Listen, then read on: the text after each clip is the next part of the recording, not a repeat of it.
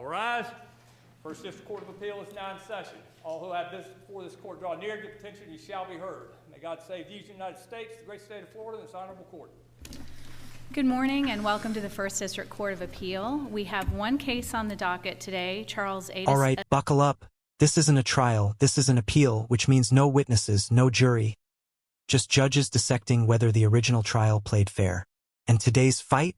Jury bias, media influence, and whether this case should have ever been tried in Tallahassee at all. Pay attention. This is where technical law meets real-world consequences. Charles Adelson versus State of Florida. Counsel, when you're ready, you may proceed.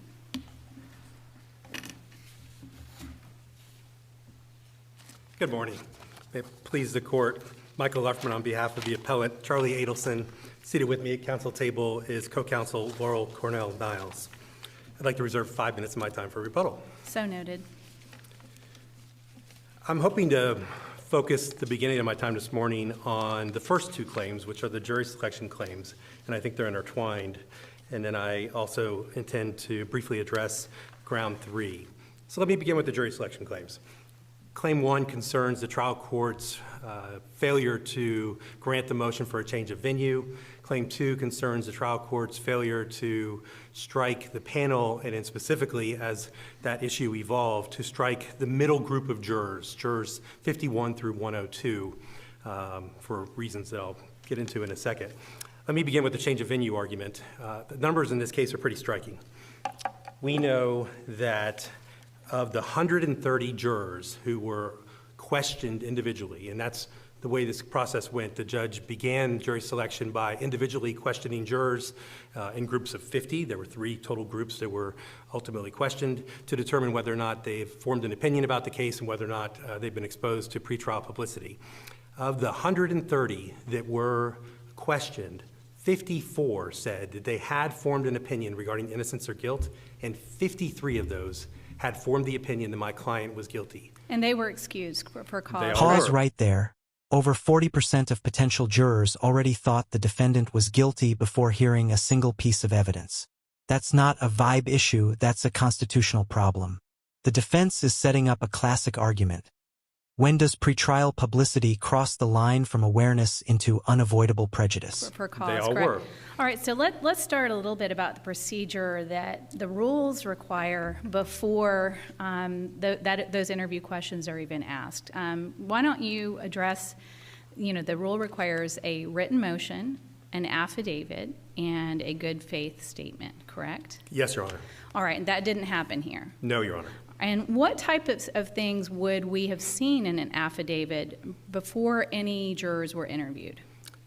I don't know, and my response to that is, and I understand that I'm attacking the rule and it's a requirement, although there's certainly case law that says that if a motion in any context is made orally, and if there's a component within our criminal procedure rules that requires it to be written, if it would be a useless gesture for such a motion to be submitted in writing when it's been thoroughly discussed and ruled upon orally, then that's not required. And I think that, again, specifically applies to this type of case. We know the Florida Supreme Court has been very clear that change of venue claims almost always need to be considered during jury selection, that a judge is not going to grant a change of venue claim pre-trial. Sure, but one of your arguments is that the Tallahassee community, almost 300,000 people, was so tainted by what you characterize as pervasive media that there could be no jury selected that would be impartial. And wouldn't affidavits have shown, for instance, that what types of media that the citizens of Tallahassee and this community were consuming? And you definitely see in the record the local sources, national sources. You make the argument that this isn't like the 1994 trial of Danny Rawling in 1994 where people would watch Dan Rather or Tom Brokaw, and I think that's right, but wouldn't the affidavits also have shown that maybe consumers curate their media differently? We saw in this transcript there were many consumers of media who said, I'll give some examples. They don't watch television. I turned off my propaganda box 3 years ago. I don't read the paper. That's for wrapping mullet. Very rarely do I watch the news. And so you see a lot of behavior in this typical kind of Tallahassee community that's different than 1994. Couldn't you have shown those things in an affidavit before you interviewed a single juror? This is the judges pressing hard on procedure. Translation: even if you're right, did you follow the rules? In appellate court, being correct isn't enough. You have to be correct the right way. And missing that written affidavit might be the crack the state needs to win this entire appeal. Single juror. Clearly, the rule says that should have been done, and I'm not disputing that it should have been done, but I submit that it was established by the record as you just indicated. The record very clearly shows the way that the 130 jurors that we're talking about consumed their information about this case. And it's not just, contrary to what happened in 1994, what was happening in the 90s, it's not just the print media. Clearly, the Tallahassee Democrat covered this case extensively. It's not just the local news. Clearly, the local news covered this case extensively. But unlike the 90s, now we have several jurors saying that they're getting their information from cable news networks, court TV shows. YouTube, Court TV, 2020, Over My Dead Body podcast, The Preston Scott Show, Tallahassee Democrat. But what you don't have in this record is how many times those exposures happened, whether they were biased or not, whether there were some broadcasts or podcasts that, in fact, argued that your client was innocent. So we don't have the content of that to show how that would have influenced the veneer, correct? We do not have that from affidavits pre-trial showing the things that you just mentioned, but we do have that in the record based on the answers that the jurors gave. And again, when we are talking about a little over 40%, that's a huge number. In the Murphy case, I believe it was right around 25%. And in that case, the court said that's not enough. Here we are at 40%. So when you talk about 40%, when you talk about the judge making a finding when granting the protective order pre-trial that Tallahassee is in fact a small community, when you talk about this case has been permeating Tallahassee media sources for almost a decade at the time of this trial, when you talk about there was 3 previous prosecutions, one of which resulted in a mistrial and a subsequent trial just a year before my client's trial. Sure, but why don't we talk about what the Florida Supreme Court says when there's pervasive media? Certainly, no one would argue that there wasn't pervasive media in the Danny Rowland case, right? Correct. We're talking about 5 murders, college town, again, maybe a small community as you would describe it, perhaps. Sure. So with that, since that case, in the Ellerby case, the Armstrong case, the court has said that it's not enough to show that media was pervasive. It was, could the juror be impartial? Every single juror seated in this case said that no matter what contact, many of them had no contact with media or information, that they could be impartial. Isn't that right? That's correct. All right, so specifically, I'd like you to address the Armstrong case. The state raised it in the answer brief, and you did not address it in your reply brief.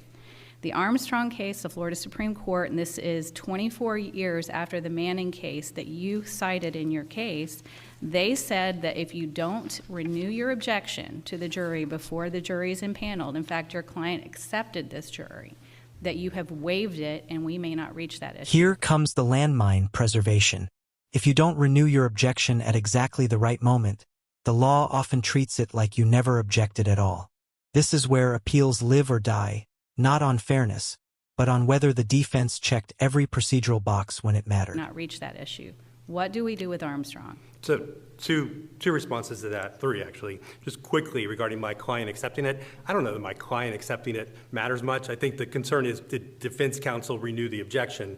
The state made an issue out of that. And if you look at the question asked of my client at the conclusion of jury selection, the judge literally says, you have no choice but to accept because you have no strikes left. But was there an objection? I understand. But again, to that, I'm just responding to the concern. I understand the state raised it, and that's probably why you're saying it. But my client accepting the jury is irrelevant to this matter. The question is, did defense counsel renew the objection? I acknowledge that generally is what's required for any type of jury selection claim. However, Manning is specifically a case where we know from the dissenting opinion the request to change venue was not renewed. But I'm going to repeat, Manning was decided 24 years before Armstrong in 2003, where the Supreme Court specifically said the failure to renew is waiver of the claim. I understand. That's precedent that's binding on this court, is it not? The court doesn't, we're all familiar with the principle that a court doesn't overrule itself sub silentio. The court has not specifically said Manning's no longer good law. That being said, I rely upon Manning because it was ultimately reached consistent with what I think the U.S. Supreme Court has said is an appellate court's burden to go through the record in one of these cases to determine if there's a change of venue issue. But beyond that, I will acknowledge that at the very least, to the extent that this court finds that it's not preserved because it was not renewed, then the question is it fundamental error? And I submit that based on the facts of this case, we do meet the fundamental error standard. In the Smith case just 4 years ago, the Florida Supreme Court specifically said that the failure to preserve a change of venue claim can nevertheless be reviewed under the fundamental Well, my error understanding is, the reason we have this very, very unusual requirement for, a renewal of an objection is not just simply, it's not just Simon says, just, you got to do it twice or else. It's that it is possible that the defense is happy with the jury. It's generally in the challenge context when you challenge a juror and they want to see whether you renew that challenge, that you are in fact satisfied with the jury. So I don't know if you can say that it's a fundamental error issue if in fact the defense was satisfied with the issue. Now, I did believe when I saw Armstrong, it's like, wait a minute, it's not what happened in Joyner. It's not a cause challenge, it's change of venue. Correct. But when you read Armstrong, it's very clear. First of all, it says that a change of venue motion is premature until you actually attempt to select a jury. What Correct. that says to me is a change of venue is a jury selection issue. Sure. And what I draw from that is that, just as Judge Rowe is saying, if you in fact are able to find jurors who swear that they are untainted, then I don't know if there is in fact a change of jury issue. It very well may be that the defense thinks, okay, I found untainted jurors, I don't really have any reason to continue with the change of venue objection. So that raises two things. Number one, whether the fact that you have untainted jurors overcomes the fact that the community may have had a low level of taint. And number two, the suggestion that it's fundamental error when the whole point of the objection is that the defendant is satisfied, which I don't think a fundamental error claim can overcome. So a couple of responses to that. Again, the Smith case is 2021, and it's specifically page 28 of the Florida Supreme Court's opinion, and they clearly went on to address the claim for the change of venue motion, despite the fact that it was not preserved, and they did so under the fundamental error standard. And so, I'll quote from the case. But isn't there a difference between preservation and waiver? Sure, well, yes, but so if we're going to waiver, and now if you're addressing what my client said at the conclusion of jury selection, that's no waiver on my client's part when the judge specifically told him, you have no choice. I guess perhaps I should just read Armstrong again, because Armstrong says a motion for change of venue should be renewed at the conclusion of jury selection or be considered waived. So it is the failure to object that is the waiver in this context. I mean, do you read it any differently than I do? If that were the case, then Smith in 2021 would be wrong. And Smith obviously is more current and specifically says that because the issue was not preserved, because it was not renewed at the conclusion of the jury selection proceeding, we review this claim for fundamental error.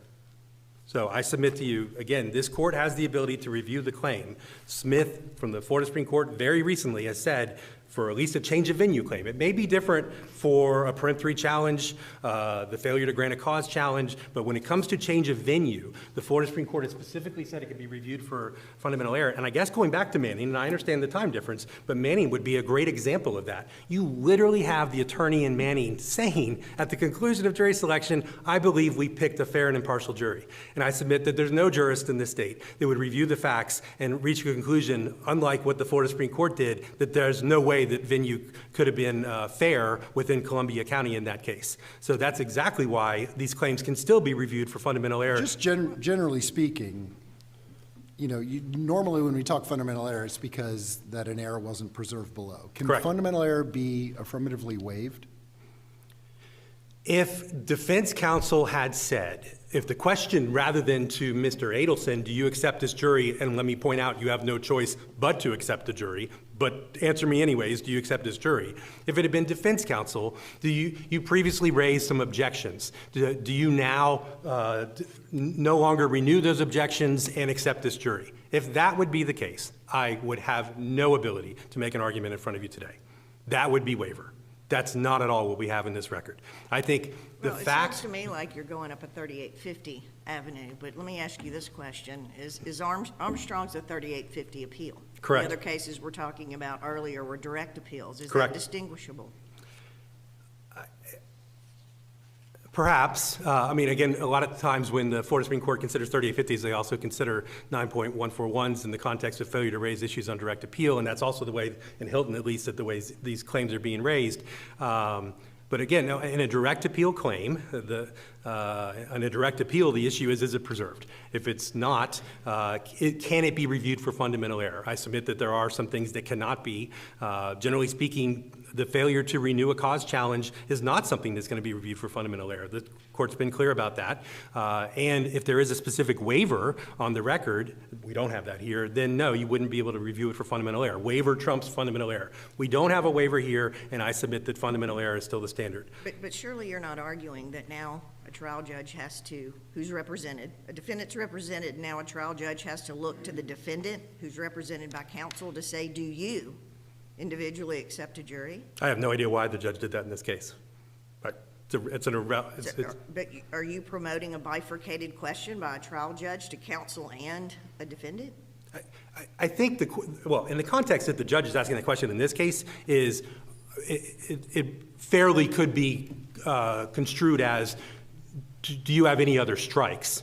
And that's why, and every time that question was being asked, there was a strike, because there were back strikes in this case. So ultimately, when he just asked the same question he'd been asking up until that point, the question was, do you accept this jury, i.e., do you have any other strikes? And I guess let me throw out there, you have no other strikes, so you have no choice but to accept the jury. That's why it's being said here. Again, I acknowledge it's incumbent upon defense counsel to jump in and specifically say, we renew the objection, but if that's not done, it's still reviewed for fundamental error. I see that I'm getting in my rebuttal time. I would like to make a couple other quick points about the merits. I'm going to extend your time by 5 minutes. I'll do the same thing for the state. Thank you. I appreciate that. I do need to address, so we have, and I've already talked about this, the almost 40, or a little more than 40%. We have the Tallahassee community. We have the different ways that social media infects jurors in a community now. But we have more than that in this case. In Patton, the U.S. Supreme Court said exactly this: adverse pretrial publicity can create such a presumption of prejudice in the community that the jurors' claims that they can be impartial should not be believed. The U.S. Supreme Court is saying that. And they're saying that, and they probably are saying that on a record where there was a record that the media exposure was indeed adverse. Again, we can't presume that. Let me go further with that, Your Honor. What they're saying is there could be such intense media influence in a case that we may not even believe what the jurors are saying. And if I came to you with no evidence in the record and said that's what we have here, you would say, Mr. Rufferman, you're speculating. We have 2 instances where jurors lied directly to the trial court, asked point blank. So are we supposed to just assess the credibility of these jurors? Is that what an appellate court is to do under this theory? No, but what we have in this record is 2 instances where jurors were specifically asked, have you formed an opinion about guilt in this case, or have you posted anything on social media about this case? In both instances, the jurors said no. In one case, thanks to good defense counsel, good lawyering, they had a couple of posts from that juror and presented them to the trial court where that juror had said that the parents of Professor Markell should assist in killing Mr. Garcia, and then went further when my client was charged and said, surprise, surprise, Mr. Adelson is charged. But the worst one is by far the next one. Mr. T is how I refer to him, as the first initial of his last name. Mr. T stood in front of the trial court and when asked,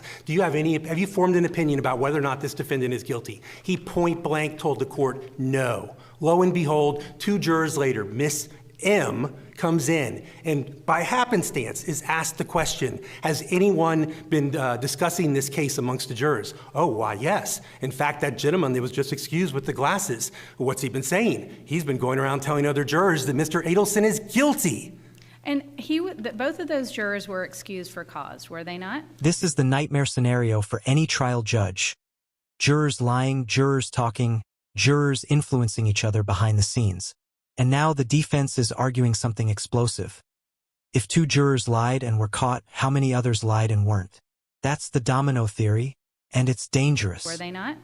Yes, but statistically, if those two, it's very hard to prove someone's lying. Usually you rely upon some luck or some good lawyering with coming up with the post. So we know that one juror reported the other juror, and that's how we know that juror was lying. And then being careful, defense counsel was offered the opportunity to review the tapes of the jury assembly room to see what comments were made, what are the reactions of the other jury members, and defense counsel said, no, I don't want to see it. But here's the problem with that, and going to the second claim now.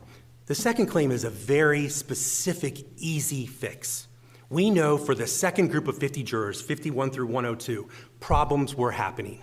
We know about halfway through jury selection, it's reported, number one, that jurors have not followed the judge's direction, so much so that the judge, when he heard about this, after two of the jurors reporting that the jurors have been talking about the case, goes out and admonishes those jurors pretty sternly, do not talk about this case. But we also know... But the problem is the content of those communications. And they were like this, high-profile case. It's the Charlie Adelson case. It's the Dan Markell case. Which of the... And that he's guilty... but again, the trial court offered your client the opportunity, the defense counsel, go listen to the recordings in the assembly room and you can bring back some statements that would in fact taint the jury. How did these statements taint the jury? We have four statements, right? So we have one where a juror said, we've been talking about it all day, is literally the quote. We have another where there's some pretty... Talking about it, I mean content. Let's get to the content. Talking about the case all day. Again, but you could have questioned those jurors to get specific information on what content tainted the jury. Okay, that's one juror. A second juror then said that there had been a lot of talk about he's a professor at the law school and revealing a lot of the facts about the case. There was a divorce going on between the professor and the wife, but the two that are far the most concerning are the two jurors that specifically went back, a male and a female, the one with the glasses and then an older female that went back and told the other jurors he's guilty. In fact, if you look at juror C, on page 2581, you have, coincidentally, when she's asked, after she reports that she's heard that this female juror is saying that he's guilty, oh, what's your opinion? I think he's guilty too. This is influencing the entire, that set of the panel. So I...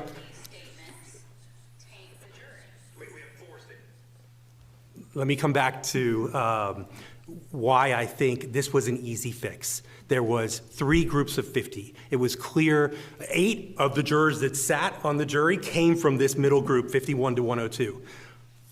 At the midway point, the judge admonished the jurors to no longer talk about the case again, and the judge said from this point forward, every juror, we should ask them, have you been discussing the case?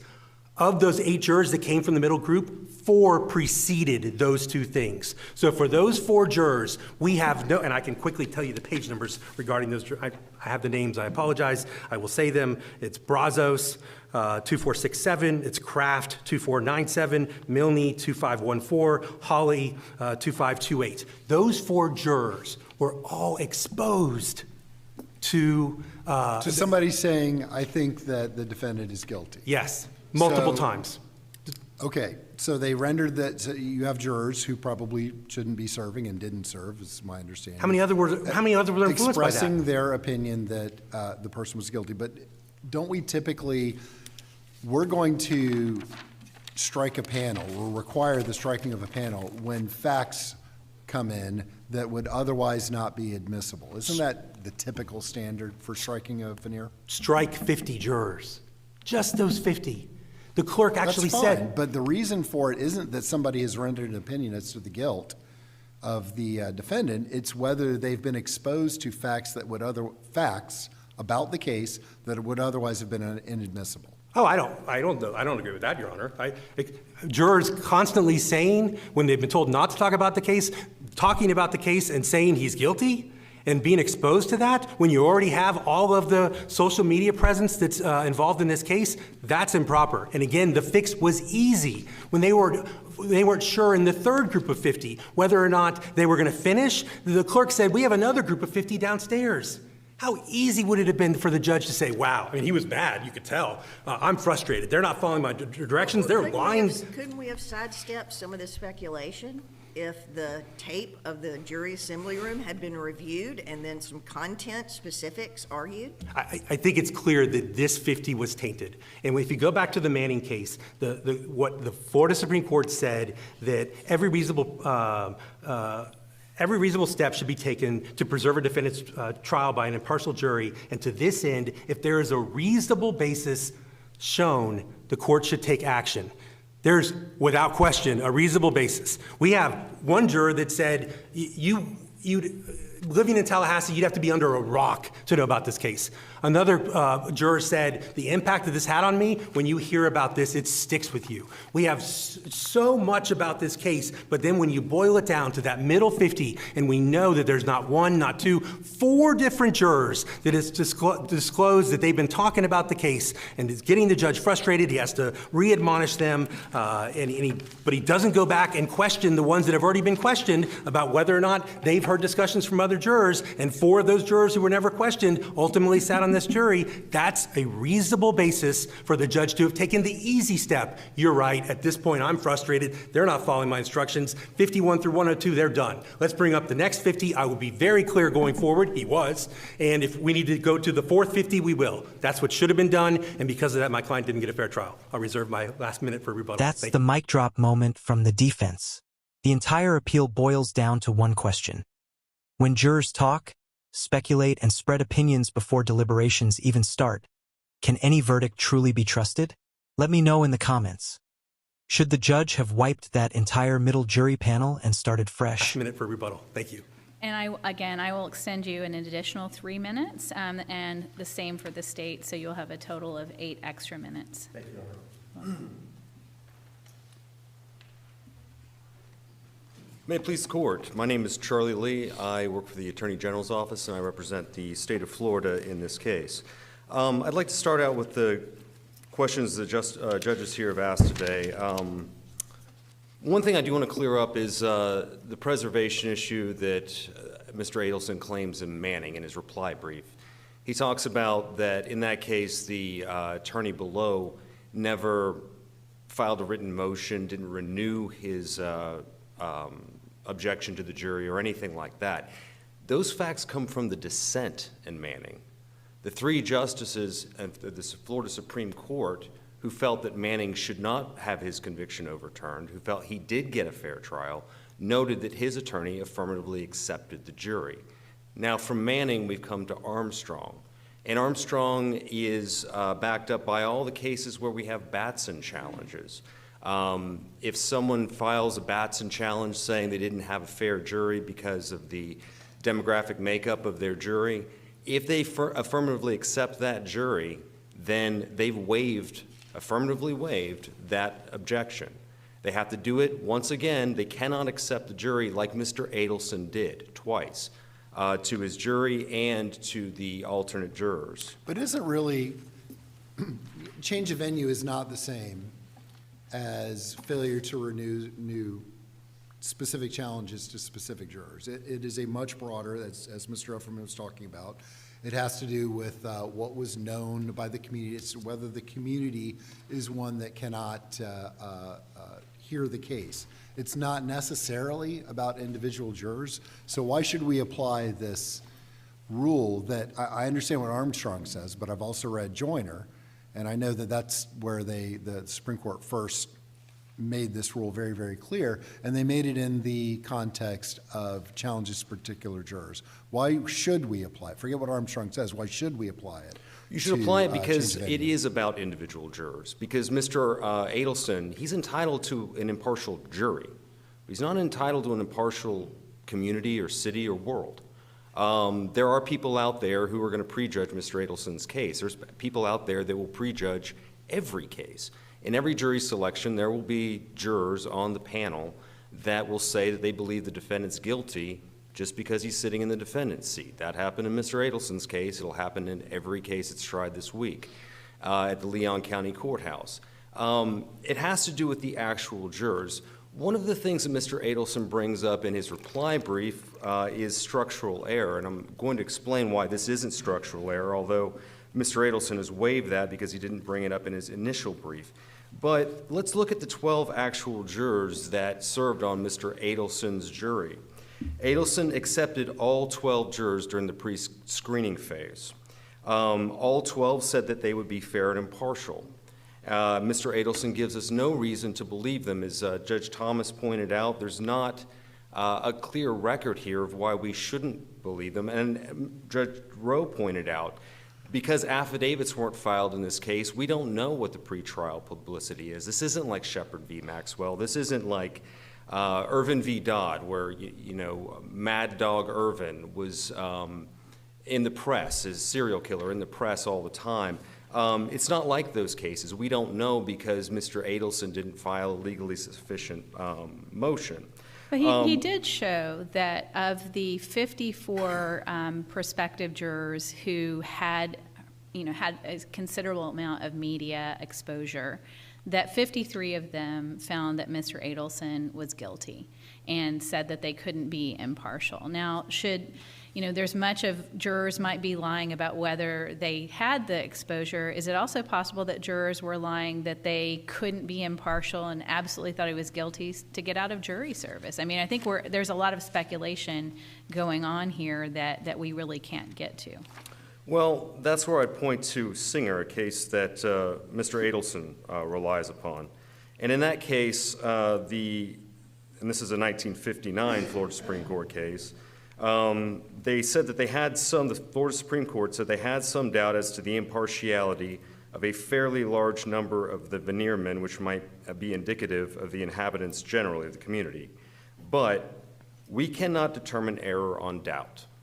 That's the Florida Supreme Court in Singer. So would it have been different, for instance, if Mr. Adelson had brought forward evidence that there were 100 broadcasts on the Preston Scott Show, that there were 200 pieces by WCTV, 300 articles in the Democrat, 50 podcasts and court TV programs, and that all of the speakers in those programs, or some high percentage of them, pointed to guilt for Mr. Adelson? Would that be different?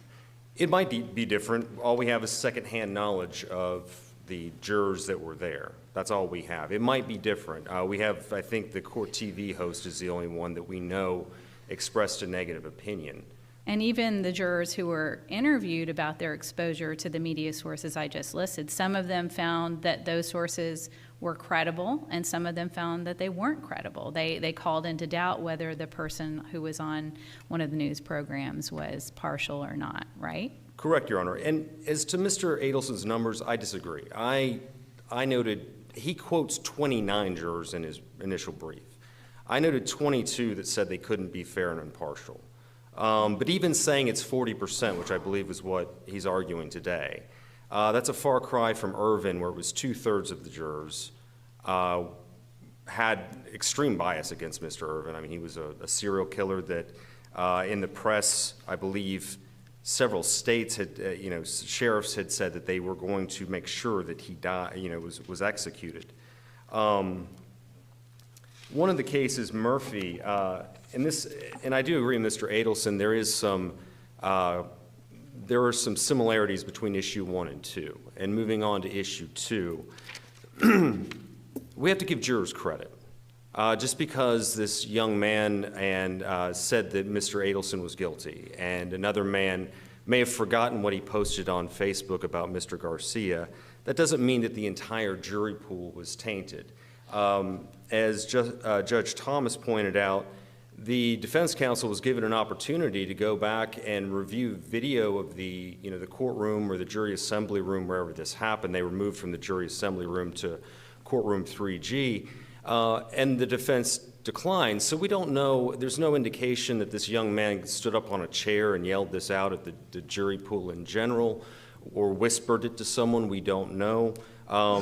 As far as the gentleman with the Facebook page, we don't know exactly what he posted about Mr. Adelson other than he said something about surprise, surprise.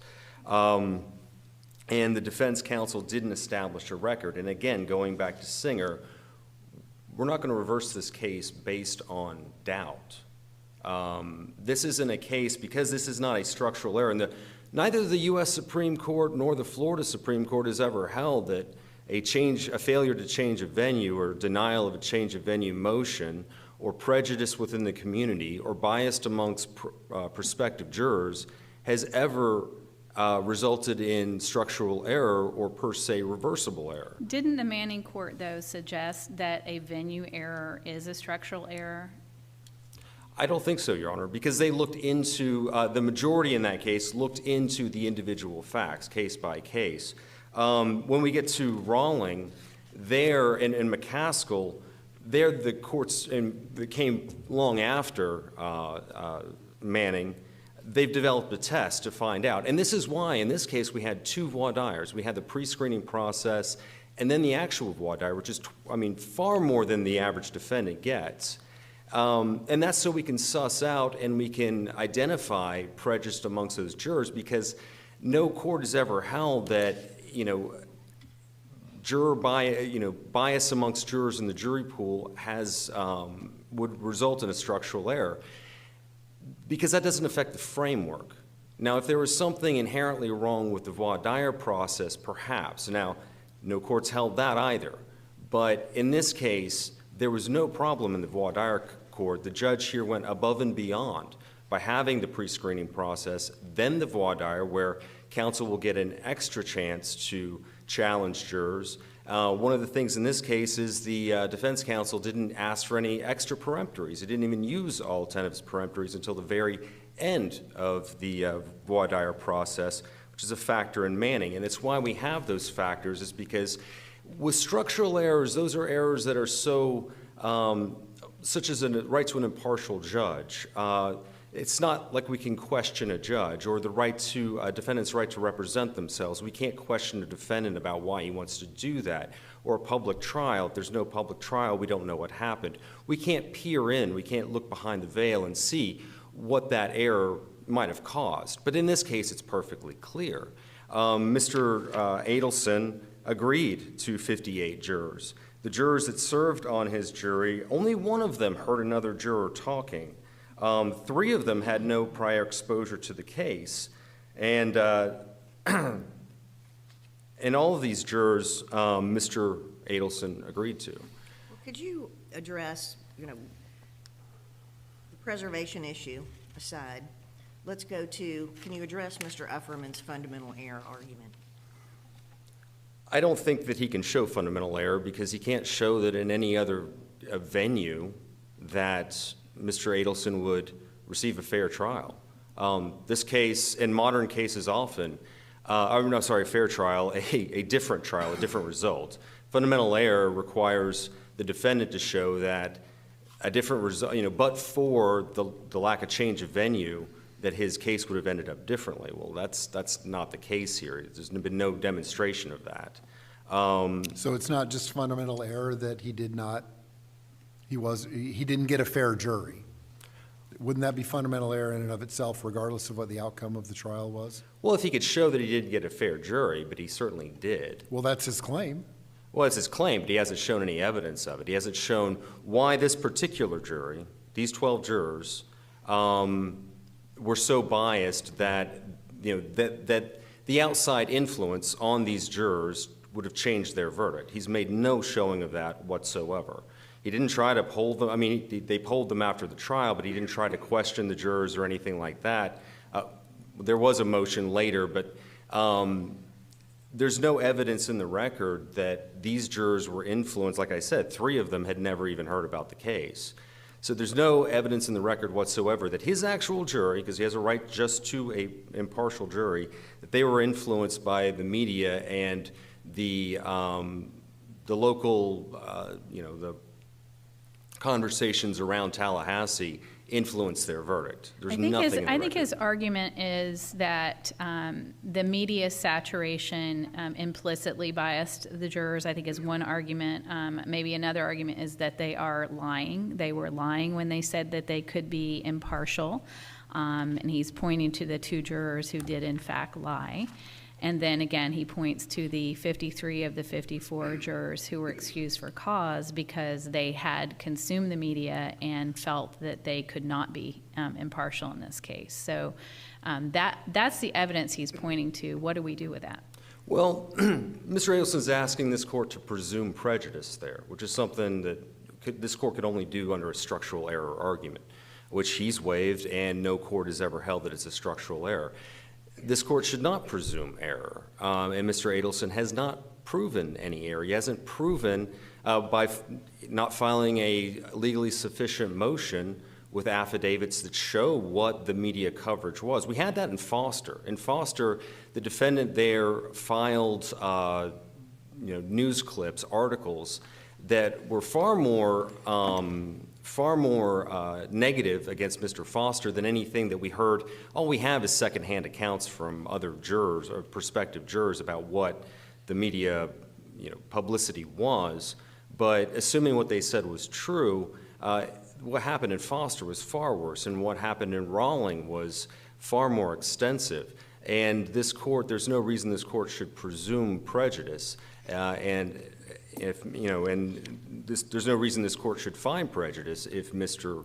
Adelson hasn't proven it, and he has not. Well, Mr. Adelson argued in the brief, or counsel argued in the brief, again, that the media environment in the Rawling case in 1994 is substantially different than it was when Mr. Adelson's case went to trial. What do we do with that? I don't think that's necessarily true.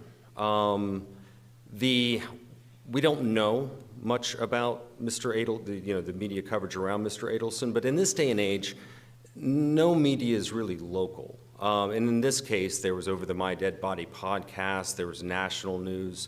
People were following this all over the country and all over the world.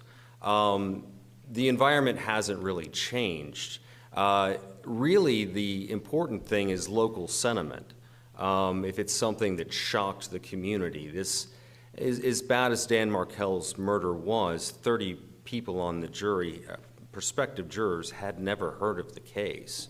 In a town like Tallahassee, where people are coming and going quite a bit, it's even less than, in Gainesville, sort of the same situation with Rawling, but in Foster, that murder there with the extremely negative publicity didn't warrant a change of venue. And Foster was after Rawling. So I don't know that, I understand Mr. Adelson's arguments at times have changed, but I don't think people have. It's when we do go to pick a jury, we ask jurors, in that community, can they be fair? What have they heard? Can they set these things aside? Because after all, that is the standard in McCaskill, not whether they've been exposed, but whether they can set aside that exposure. Does it, as long as we're talking about distinguishing the Rawling case, does it matter that we have a notorious murder and we have a lot of media from it? In the Rawling case, we had a literal serial killer on the loose, killing people.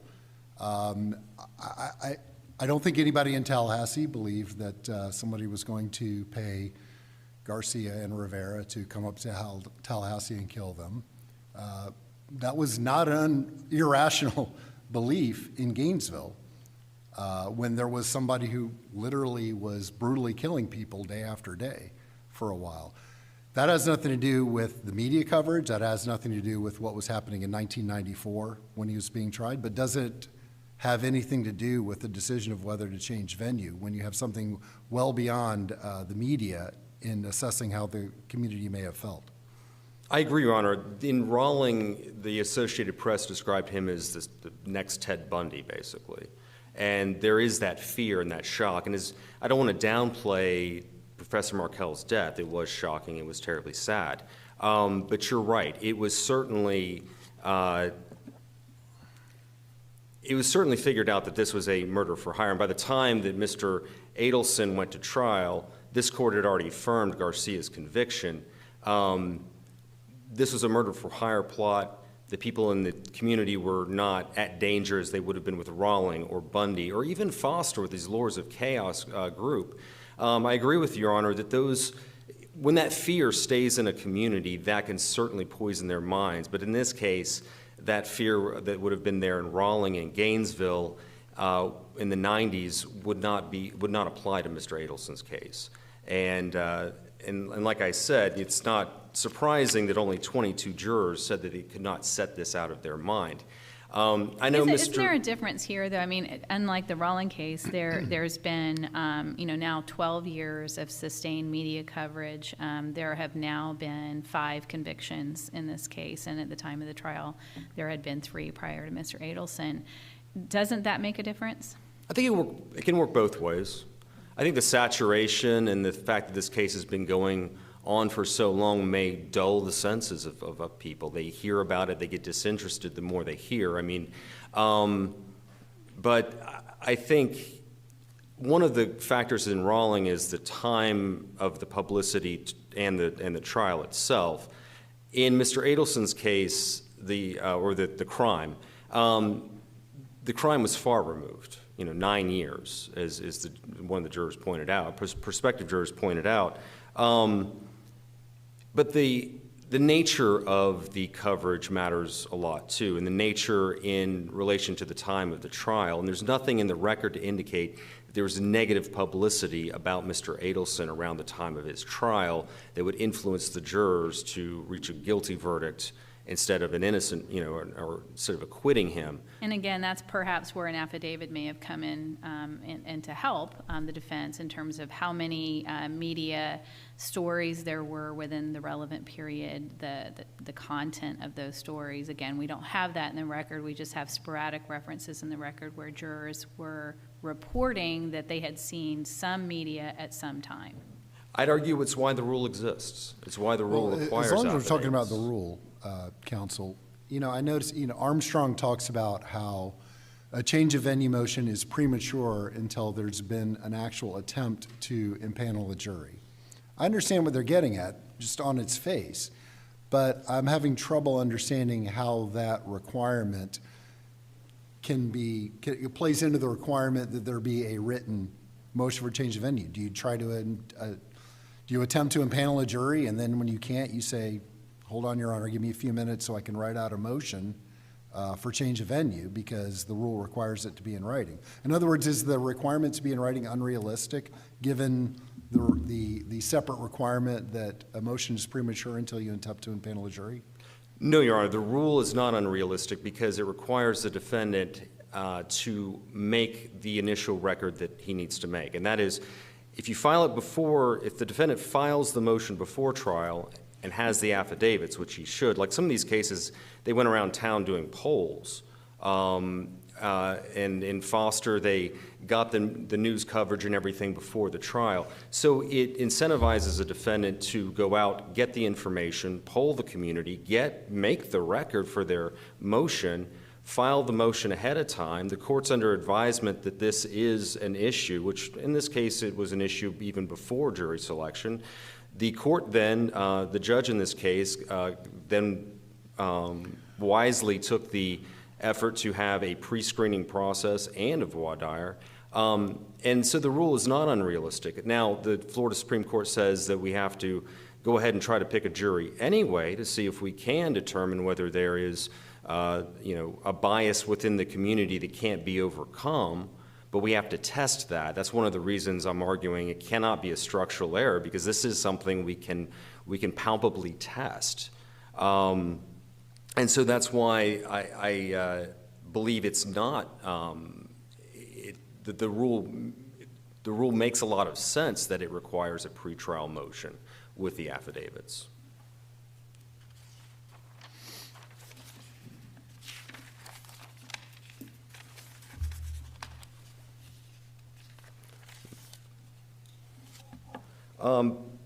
To conclude, I'll move on to issue 3 briefly. I think in this case, one of the things I want to argue about the evidentiary issues is Mr. Adelson's, when he brought his text messages to the court, he never took the opportunity to untangle them for the trial judge. And the trial judge should not have been required to do that for Mr. Adelson. And that's why I'm arguing it's not just unpreserved, it's an invited error, because when the trial judge asked Mr. Adelson, if you can get some texts for me that are relevant, that would show what you're trying to prove, he just said all of them. But that is their argument. Their argument is all of them should have been admitted, not one or two that the judge might find relevant, but all of them. How can you waive that argument simply by refusing to cherry pick ones? Because the only relevant arguments would have been if there were any relevant. I argue that even these weren't relevant.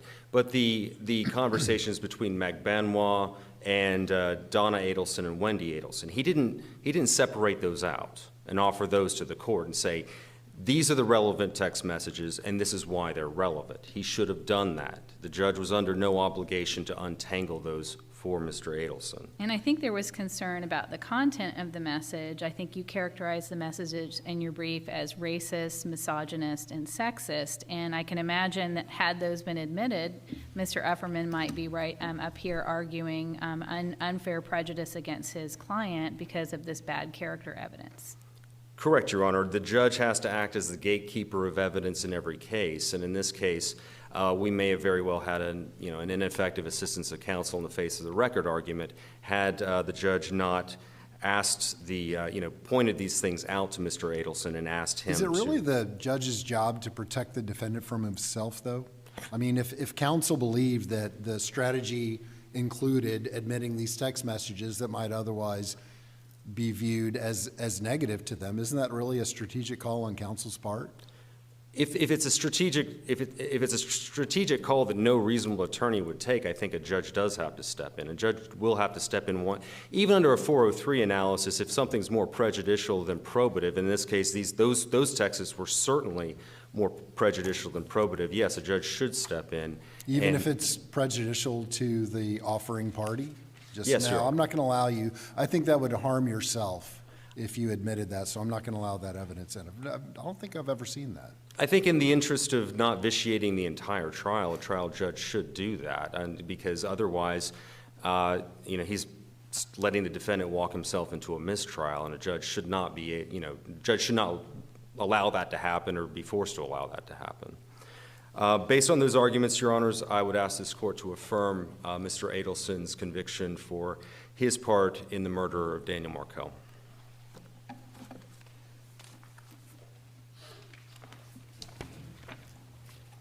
May it please the court.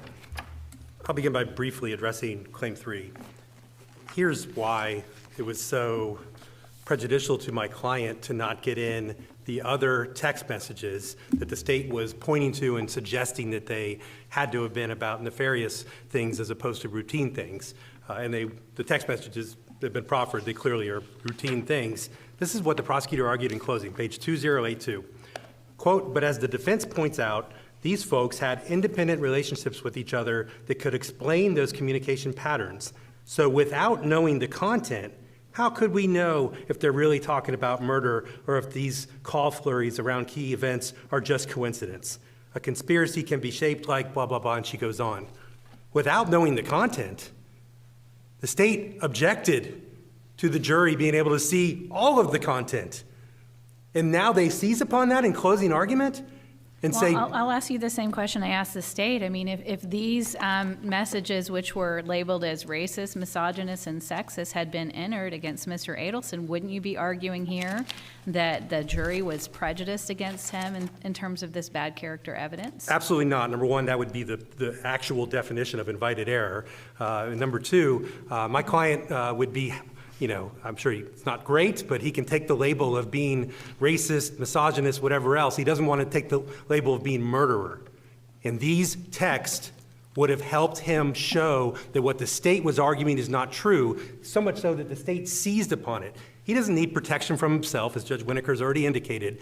He has a right to put on evidence that he thinks is relevant.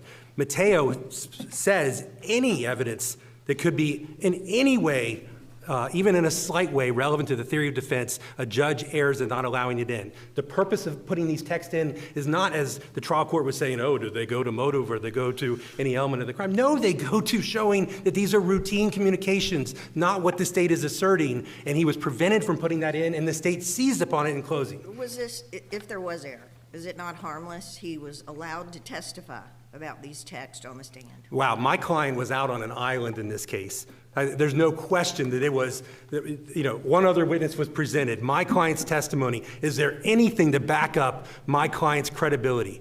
This would have been something that the jury could have looked at and said, wow, Mr. Adelson saying that well, he didn't do this, he didn't hire these people, he's the one actually being extorted. But there's nothing that supports that other than his testimony. This would have been, wow, look at the text messages, see them for yourselves, ladies and gentlemen. How was your client on an island? I mean, certainly he could have brought forward the mechanic he was having the conversations with and all of the other people to testify about the kind of communications they had with your client. You all know very well that I think defense counsel was ineffective and had a conflict of interest. I'll raise that at another date should I need to. But it's clear that your client was not on an island, that there could have been evidence presented that would have corroborated what was in the text messages. I agree, and the judge prevented it. Right. That's the whole reason for Claim 3. Counsel, I want to go back to something that we talked about at your initial argument about what needs to be shown to strike the entire panel. Now, I did look and I saw that this wasn't cited in any of the briefs, but I'm going to say it anyway. It's Morris, Florida Supreme Court from 2017, and the quote is, "For the statement of one veneer member to taint the panel, the veneer member must mention facts that would not otherwise be presented to the jury." So is that the correct standard to be used in striking an entire I panel? think that's one aspect of it, and I acknowledge that's not met in this case. Clearly, the facts that were discussed did come out during the trial. I think the bigger issue is the expression of guilt. So I think the case that's closest on point is Brower, cited by the state. And Brower, the comment that was being made by a particular juror was they should just hang him. And this is what the 4th DCA went on to say. This is on page 1027 of the opinion. The offending members of the veneer were facing a 3-week murder trial and were enduring a tedious and lengthy jury selection process. They certainly used poor taste and worse judgment. However, there is nothing in the record to indicate that the offensive remarks were offered or taken seriously. The 4th DCA is finding that the comment, he should just hang himself, was literally a joke, not an expression of the defendant's guilt. That's not at all what we have in this case. I see them into over my rebuttal time. I would ask this court to reverse, and I would end with this. If there was ever a case for a change of venue, these facts are that case. Counsel, my colleague has a question, Oh, of so course. I'm going to extend your time for her to ask it and you to answer it. Thank you. And appropriate, your last sentence said on the facts of this case, and that's what bothers me, and I would like a response from you. The fundamental error argument. In this case, on this record, we're arguing speculation. If you're arguing fundamental error, and you're asserting speculation of prejudice by the jury, in practical application, you're lowering a fundamental error standard below even abuse of discretion to me. So, on this record, your argument on fundamental error to me, I guess, help me understand what more than speculation is backing up your fundamental error argument. Yes, Your Honor, and it would be, and I know they've been mentioned, but I will go and I have them written down right here. 40% of the jurors had formed, of the 130, belief that my client was guilty. Only one had not, or thought that my client was innocent. 3 prior cases, as has been discussed, and one of those cases was 2 trials, one of which occurred a year before. 10 years, almost a decade, this case has been going on in this, as the judge said, small community. 2 jurors lied. So it's not just speculation. If I was suggesting that, based on this, we can suspect that some jurors are not willing to tell the truth and really tell the court that they've already formed an opinion. We know 2 jurors lied. One of those, well, both of them lied and specifically had an opinion about the case. And ultimately, the jurors directly violated the court's order and talked about the case even though the court specifically said don't do it. When you consider all of those factors in their totality, we establish fundamental error in this case. Thank you. Thank you, counsel. Thank you both. This court is adjourned. All rise.